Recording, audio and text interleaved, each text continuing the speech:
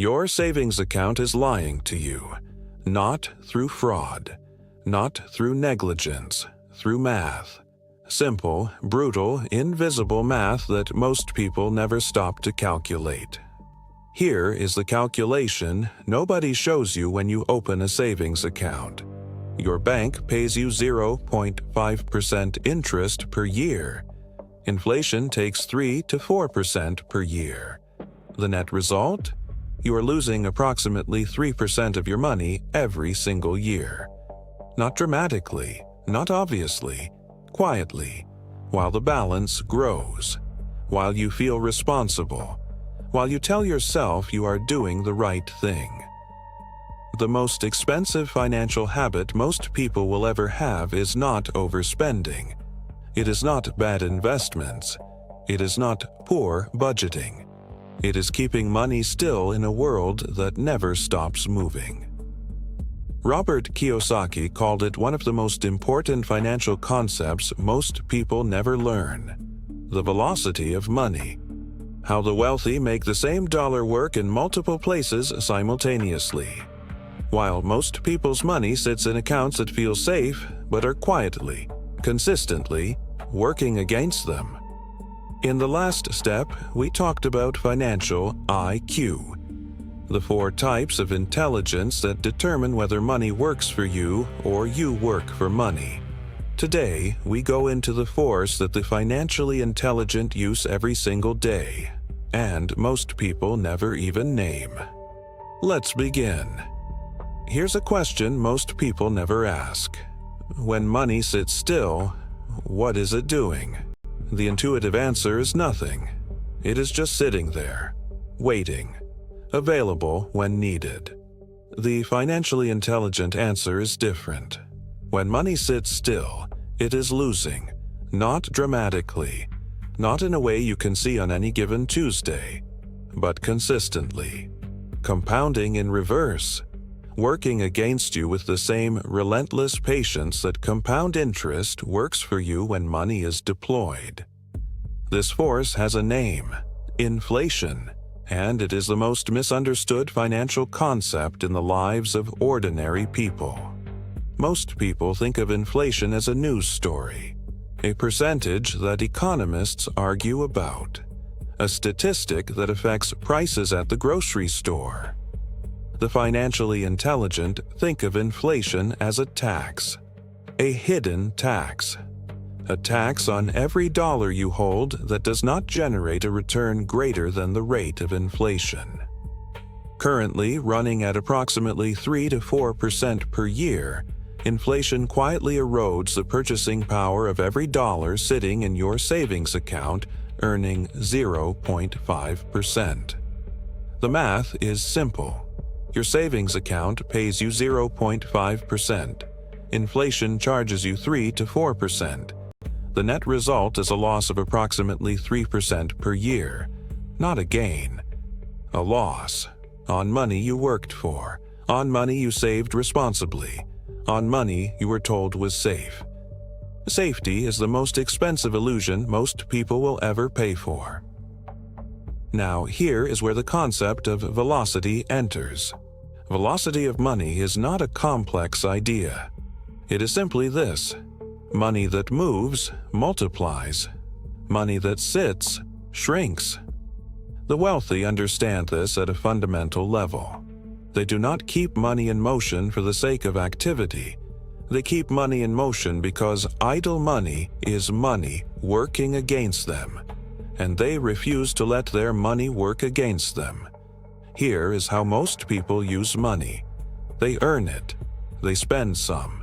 They save the rest. It sits in an account. It earns 0.5%. Inflation takes 3 to 4%. The net result is a slow, quiet, invisible loss, repeated month after month, year after year, until retirement arrives and the savings that were supposed to be enough are not. Here is how the wealthy use money. They earn it. They deploy it into an asset. The asset generates returns. Those returns are extracted and deployed into another asset, which generates more returns. which are deployed again. The same dollar working in multiple places at the same time.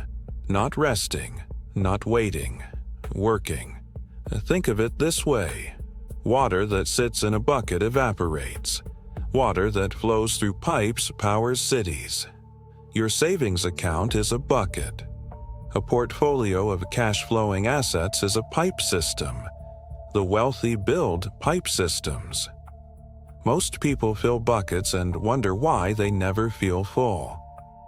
Now, here is the psychological piece that makes this so difficult to change. Most people were taught that saving is virtuous, that accumulating is responsible, that the bigger the number in the account, the safer you are, and there is truth in that. Emergency funds are real. Liquidity is real. The need for accessible capital is real. But there is a threshold, a point at which additional saving stops being prudent and starts being expensive. The financially intelligent know where that threshold is. They keep enough liquid for emergencies, for opportunities, for the unexpected, and everything beyond that threshold is deployed, not spent, deployed, into assets that generate returns, into vehicles that move money forward, into the pipe system that eventually makes a bucket unnecessary. Here is what deployment actually looks like for someone starting with an ordinary salary. It does not require a large sum. It does not require perfect timing. It does not require expert knowledge. It requires a decision. Take the money sitting beyond your emergency threshold. Identify one asset class you understand or are willing to learn. Index funds, dividend stocks, real estate, a small business, intellectual property. Deploy a portion. Watch what happens. Learn from what happens. Deploy again. The first deployment is the most important, not because of the amount, because of what it does to how you think. The moment you have money working for you, even a small amount, your relationship with money changes permanently. You stop thinking like a saver. You start thinking like an investor. And investors ask different questions than savers do. The saver asks, "How much do I have?" The investor asks, "How hard is my money working?" The saver measures the balance. The investor measures the velocity. Same money. Completely different relationship. Completely different outcome. Here is a concrete example of what velocity looks like over time. Person A saves $500 a month in a savings account at 0.5%. After 10 years, they have approximately $61,500. After accounting for 3% inflation, their real purchasing power has actually decreased. Person B deploys $500 a month into a diversified index fund averaging 10% annual returns. After 10 years, they have approximately $95,000 in real purchasing power, not nominal value, real value. Same $500, same 10 years. One sat still, one moved. The difference is $33,500. Not from working harder, not from earning more, from understanding velocity. And here's the compounding effect that most people never calculate. Person B's $95,000 does not stop working at year 10. It continues. At year 20, it is approximately $340,000. At year 30, it is approximately $1,130,000. From $500 a month. From a decision made in year 1 to let money move instead of letting it sit. The wealthy are not wealthy because they earned more. Many of them earned less at the start. They are wealthy because they understood earlier that idle money is dying money, and they refused to let their money die. Here's the action for this week. Look at every account you have, checking, savings. any account where money is sitting and earning less than the rate of inflation. Calculate the total. Now identify your emergency threshold, 3 to 6 months of expenses. Keep that amount liquid and accessible. Everything above that threshold is dying money, not someday money, not investment money, dying money.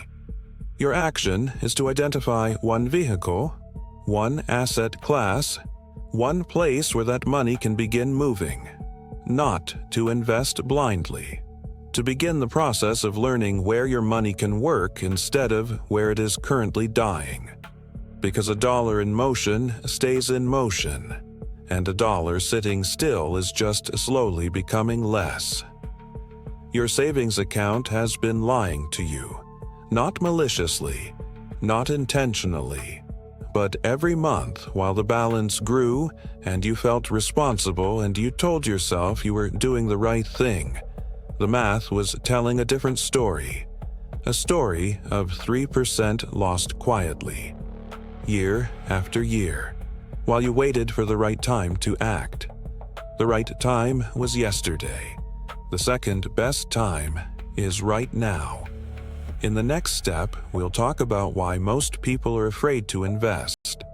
Not because investing is dangerous, but because of how we were taught to think about risk, and how the wealthy think about it completely differently. If something shifted for you today, hit subscribe.